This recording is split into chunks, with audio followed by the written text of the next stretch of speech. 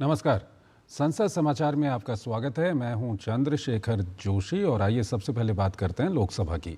विदेश मंत्री एस जयशंकर ने गुरुवार को लोकसभा में अमेरिका में अवैध रूप से रह रहे भारतीय नागरिकों की वापसी निर्धारित प्रावधानों के अनुसार बताते हुए कहा कि सरकार नागरिकों को गैर कानूनी तरीके से विदेश भेजने वाले एजेंटों के विरुद्ध सख्त कार्रवाई करेगी। जयशंकर ने अमेरिका से भारत भेजे जा रहे भारतीय नागरिकों के मुद्दे पर सदन में बयान देते हुए कहा कि सरकार केवल वैध आवागमन के पक्ष में है और अवैध गतिविधियों को रोकने का प्रयास करती है। अमेरिका से जो भी वापसी हो रही है उनकी जांच की गई है और आगे भी जारी रहेगी। उन्होंने कहा कि अमेरिका से वापसी की प्रक्रिया में अंतर्राष्ट्रीय नियमों का पालन सुनिश्चित किया जाएगा। विदेश मंत्री ने वर्ष 2009 से लेकर 2024 तक अनधिकृत तरीके से गए नागरिकों की वापसी के आंकड़ों का हवाला देते हुए कहा कि ये कोई नया मुद्दा नहीं है और इसके लिए अंतर्राष्ट्रीय स्तर पर स्थापित नियम और प्रक्रियाएं अपनाई जाती हैं।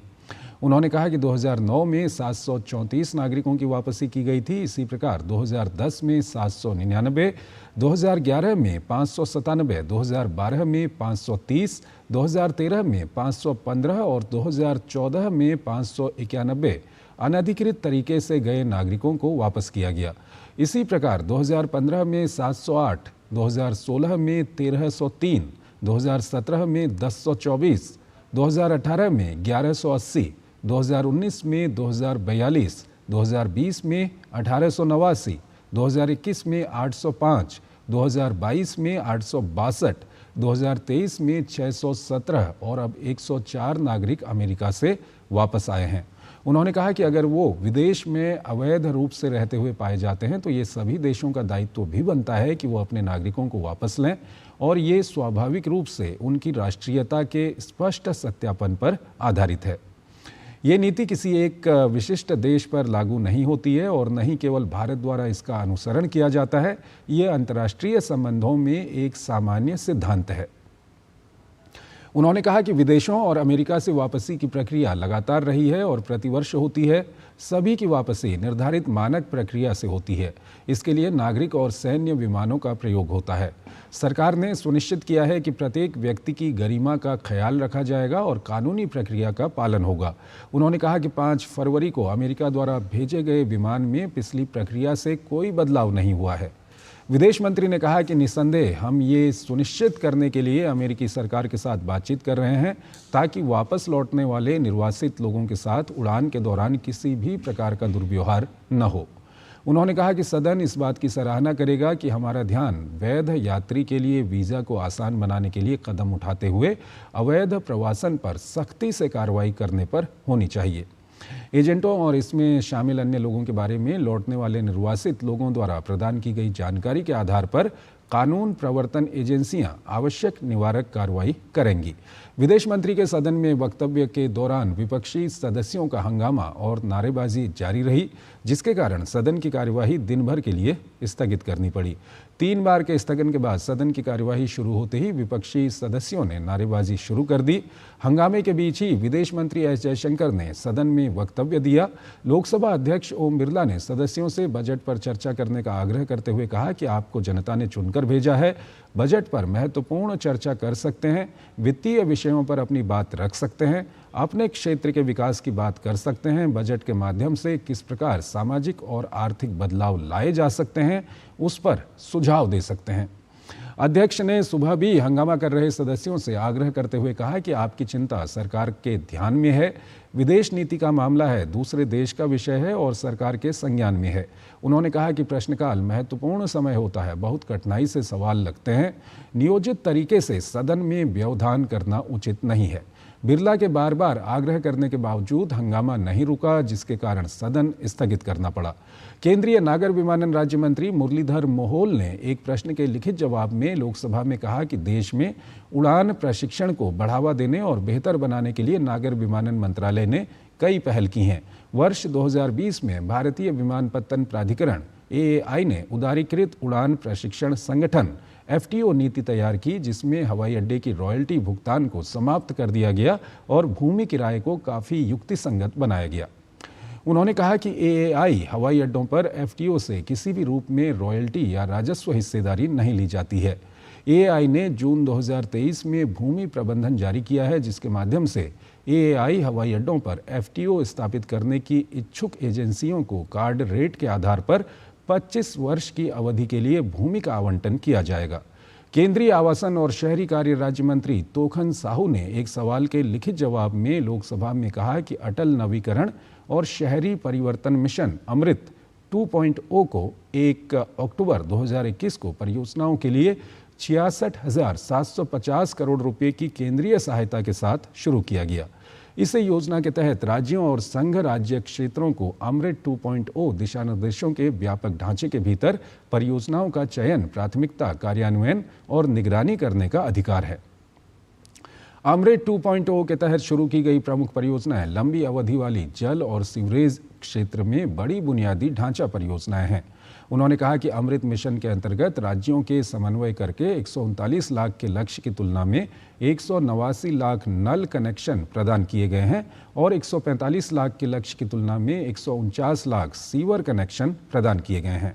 केंद्रीय खाद्य प्रसंस्करण उद्योग राज्य मंत्री रवनीत सिंह ने लोकसभा में लिखित जवाब में कहा कि खाद्य प्रसंस्करण उद्योग मंत्रालय की प्रधानमंत्री किसान संपदा योजना के एक घटक एकीकृत शीत श्रृंखला और मूल्य संवर्धन अवसंरचना योजना के तहत मंत्रालय की वेबसाइट पर अभिरुचि की अभिव्यक्ति जारी करके दूरदराज या अविकसित क्षेत्रों सहित देश भर में समय समय पर परियोजना प्रस्ताव आमंत्रित किए जाते हैं। उपरोक्त योजना के व्यापक प्रचार के लिए इसे पीआईबी और प्रमुख राष्ट्रीय और क्षेत्रीय समाचार पत्रों के माध्यम से प्रसारित किया जाता है। मंत्रालय अपने सोशल मीडिया प्लेटफॉर्म और आधिकारिक वेबसाइट के माध्यम से भी योजना के बारे में जागरूकता को बढ़ावा देता है। इसके अतिरिक्त योजना के बारे में विस्तृत जानकारी, दिशा निर्देशों और अपडेट आधिकारिक वेबसाइट पर उपलब्ध कराए जाते हैं, जिससे प्रासंगिक संसाधनों तक आसान पहुंच मिलती है। छोटे किसानों के साथ साथ संस्थाएं, संगठन जैसे एफपीओ, एफपीसी, एनजीओ, पीएसयू कंपनियां आदि सहित व्यक्ति इस योजना के तहत लाभ उठाने के पात्र हैं। और आइए अब हम चलते हैं राज्यसभा की ओर। राज्यसभा में राष्ट्रपति के अभिभाषण पर पेश धन्यवाद प्रस्ताव पर आज आगे चर्चा हुई और प्रधानमंत्री नरेंद्र मोदी ने चर्चा का जवाब दिया। प्रधानमंत्री मोदी के जवाब के बाद सदन ने विपक्षी सदस्यों के संशोधनों को ध्वनिमत से अस्वीकार करते हुए राष्ट्रपति के अभिभाषण से संबंधित धन्यवाद प्रस्ताव को मंजूरी दे दी। प्रधानमंत्री मोदी ने अपने जवाब में कहा कि सबका साथ, सबका विकास उनकी सरकार का मूल मंत्र रहा है, जबकि कांग्रेस का मूल मंत्र परिवार प्रथम रहा है। पीएम मोदी ने कांग्रेस पर निशाना साधा और कहा कि उसने राजनीति का एक ऐसा मॉडल तैयार किया था जिसमें झूठ, फरेब, भ्रष्टाचार, परिवारवाद, तुष्टीकरण आदि का घालमेल था। प्रधानमंत्री ने कहा कि राष्ट्रपति ने अपने अभिभाषण में भारत की उपलब्धियों के बारे में, दुनिया की भारत से अपेक्षाओं के बारे में और भारत के सामान्य जन के आत्मविश्वास, विकसित भारत के संकल्प जैसे सभी विषयों पर विस्तार से चर्चा की है। उन्होंने कहा, देश को आगे की दिशा भी उन्होंने दिखाई है। राष्ट्रपति जी का भाषण प्रेरक भी था, प्रभावी भी था और हम सब के लिए भविष्य का मार्गदर्शक भी था। उन्होंने कहा, कांग्रेस के मॉडल में परिवार प्रथम ही सर्वोपरि है, इसलिए उनकी नीति, रीति, वाणी, वर्तन उस एक चीज़ को संभालने में ही खपता रहा है। प्रधानमंत्री ने कहा कि वो बड़े गर्व के साथ कहते हैं कि 5-6 दशकों तक लोगों के पास वैकल्पिक मॉडल नहीं था, लेकिन 2014 के बाद देश को एक नया मॉडल देखने को मिला जो तुष्टीकरण पर आधारित नहीं है बल्कि संतुष्टीकरण पर आधारित है। मोदी ने कहा कि भाजपा नीति सरकार संसाधनों के अधिकतम उपयोग पर ध्यान केंद्रित कर रही है। प्रधानमंत्री ने कहा कि जीवंत मीडिया और लोकतंत्र वाले देश ने उन्हें तीसरी बार देश की सेवा का मौका दिया है और ये इसलिए संभव हो सका क्योंकि जनता ने विकास के उनके मॉडल को परखा, समझा और समर्थन दिया है। प्रधानमंत्री ने कहा कि कांग्रेस से सबका साथ, सबका विकास की अपेक्षा करना बहुत बड़ी गलती होगी। प्रधानमंत्री ने कांग्रेस पर जातिवाद का जहर फैलाने का आरोप लगाया और कहा कि जब तक वो सत्ता में रही तब तक उसने ना तो संविधान निर्माता बाबा साहेब आम्बेडकर को भारत रत्न दिया, ना ही अन्य पिछड़ा वर्ग ओबीसी आयोग को संवैधानिक दर्जा दिया। प्रधानमंत्री ने कहा कि पहली बार उनके नेतृत्व वाली सरकार ने सबका साथ, सबका विकास के मंत्र की प्रेरणा से सामान्य वर्ग के गरीब को 10% आरक्षण दिया और वो भी बिना किसी तनाव के और किसी से छीने बिना दिया। उन्होंने कहा, जब हमने ये निर्णय किया तो SC, ST और ओबीसी समुदाय ने भी इसका स्वागत किया। उन्होंने कहा, कांग्रेस के मुंह से संविधान शब्द शोभा नहीं देता। सत्ता सुख के लिए, शाही परिवार के अहंकार के लिए देश के लाखों परिवारों को तबाह कर दिया गया था। देश को जेल खाना बना दिया गया था। बहुत लंबा संघर्ष चला। आखिर में अपने आप को बहुत बड़ा तीसमार खां मानने वालों को जनता जनार्दन की ताकत स्वीकारनी पड़ी, घुटने टेकने पड़े और जनता जनार्दन के सामर्थ्य से देश से आपातकाल हटा। चर्चा में विपक्ष के सदस्यों ने सरकार पर हमला बोला, वहीं सत्ता पक्ष के सदस्यों ने सरकार की उपलब्धियों का जिक्र किया। चर्चा में भाग लेते हुए कांग्रेस के राजीव शुक्ला ने कहा कि राज्यों की तमाम मांगें हैं जिनका राष्ट्रपति अभिभाषण और आम बजट में कोई उल्लेख नहीं है।